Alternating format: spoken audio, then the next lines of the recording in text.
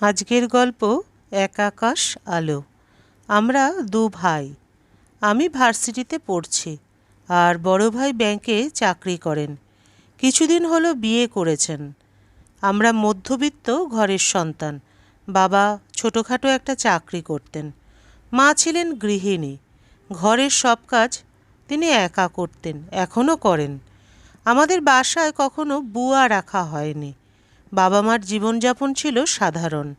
এই সাধারণ বাবা মার ঘরে বড় ভাই হয়ে উঠলেন চরম আধুনিক এবং নাকুচু স্বভাবের।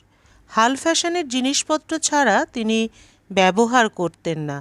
বাবা মার জীবনযাপন তিনি পছন্দ করতেন না, বিশেষ করে মায়ের।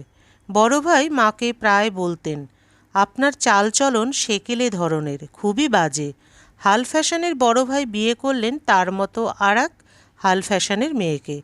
তাদের ছিল প্রেমের বিয়ে। বাবা মা অমত করেননি। ভাবিকে যেদিন ঘরে তুলে আনলেন সেদিন বড় ভাই কাটা কাটা উচ্চারণে মাকে বললেন, আমার স্ত্রী আপনার মতো অল্প শিক্ষিত সেকেলে চিন্তাভাবনা করা মেয়ে নয়, ও মাস্টার্স পাশ করা মেয়ে। আধুনিক মননশীল পরিবারের মেয়ে সে। তার সাথে হিসেব করে কথা বলবেন।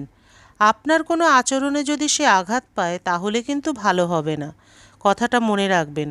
মা সরল মানুষ। এই সরলতার সুযোগ নিয়ে আমরা সবাই যা ইচ্ছে মাকে বলতাম। উঁচু গলায় তার সাথে কথা বলতাম। মা কষ্ট পেতেন, কিন্তু কিছু বলতেন না। বড় ভাইয়ের কথাতে মা তাই সেদিনও কিছু বলেন নাই। কিছুদিন যাওয়ার পর বড় ভাই সবাইকে শুনিয়ে বলতে লাগলেন, এই বাড়িতে থাকার পরিবেশ নেই, তিনি আলাদা হয়ে যাবেন। তার মতে তার স্ত্রীর সাথে যেভাবে আচরণ করা উচিত মা সেভাবে করতে পারছেন না। ভাবি চাকরি করেন, বাসার কাজও করেন। এতে বড় ভাইয়ের ধারণা হয়েছে মা তার স্ত্রীকে বেশি খাটাচ্ছেন। ভাইয়া একদিন রাগের সঙ্গে মাকে বললেন, ও সারাদিন পরিশ্রম করে বাসায় আসে, ওকে দিয়ে আপনার এত কাজ না করালে কি চলে না? মা শান্ত গলায় বললেন, আমি তোর বউকে কিছু করতে বলিনি, সে নিজে থেকে করে। নিজে থেকে করে নাকি করান সব জানি। এই বাড়িতে আর থাকবো না। যেখানে আমার স্ত্রীর সম্মান নেই সেখানে থাকার মানে হয় না। ভাবি যখন ঘরের কাজ করতেন ভাইয়া তখন শকুনের মতো মাকে পর্যবেক্ষণ করতেন। মাকে এভাবে পর্যবেক্ষণ করার কারণ ছিল, শুরুতেই বলেছি মা ঘরের সব কাজ করেন, এমনকি নেতা দিয়ে ঘর মোছা পর্যন্ত। বড় ভাই মাকে এই জন্যই পর্যবেক্ষণ করতেন যে তার মনে হয়েছিল মা যে কোনো সময় তার আধুনিক শিক্ষিত চাকরি করা বউকে বলবেন নেতা দিয়ে ঘর মোছার জন্য। ভাইয়ার এই মনোভাব বুঝতে পেরেছিলাম এই কারণে যে মা যখন ঘর মুছতেন ভাইয়া তখন আশেপাশে ঘুরঘুর করতেন। মাকে চোখে চোখে রাখতেন, যেন মা তার স্ত্রীকে ঘর মোছার কথা বলতে না পারেন। ভাইয়া এটা করতেন বন্ধের দিনগুলোতে, কারণ অন্য দিনগুলোতে ভাইয়া ভাবি অফিসে থাকতেন। তারপর একদিন ঘটনা ঘটে গেল।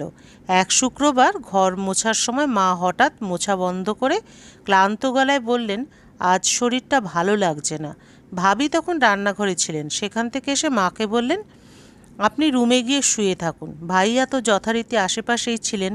তিনি তখন তেড়ে এসে মাকে বললেন, আমি জানতাম আপনি একদিন এমন পরিস্থিতি সৃষ্টি করবেন যাতে আমার স্ত্রী ঘর মোছে। এটাই তো আপনার ইচ্ছে ছিল, তাই না? আর কত অসম্মান করবেন আমার স্ত্রীকে? আর সহ্য করব না, আজই আলাদা হয়ে যাব। এই সময় একটা দুর্দান্ত ব্যাপার ঘটল।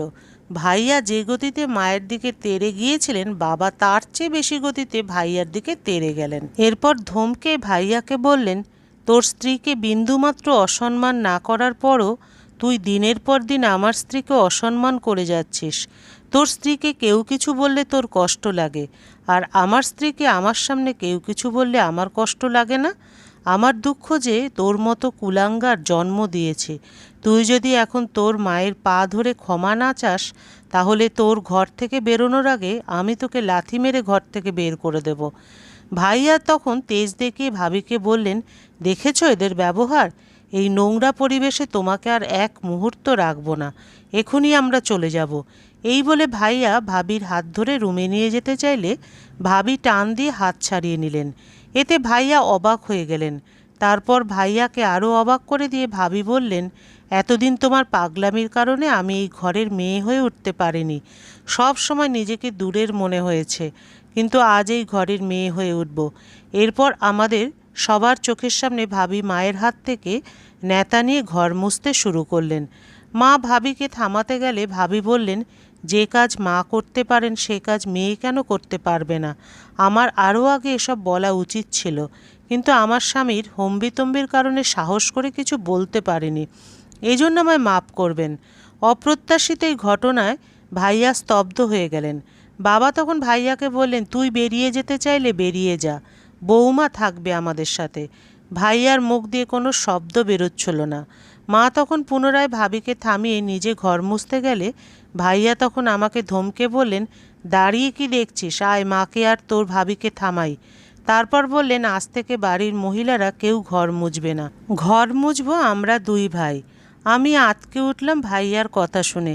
ঘটনা যে এদিকে বাঁক নেবে ভাবতেই পারিনি। বাবা ভাবিকে বললেন, আমরা আমাদের ছেলেকে মানুষ করতে পারিনি, কিন্তু তুমি এই কদিনে এসে মানুষ করে দিলে বৌমা। গল্পের সমাপ্তি এখানেই। আবার দেখা হবে পরবর্তী আরেকটি গল্পের সাথে।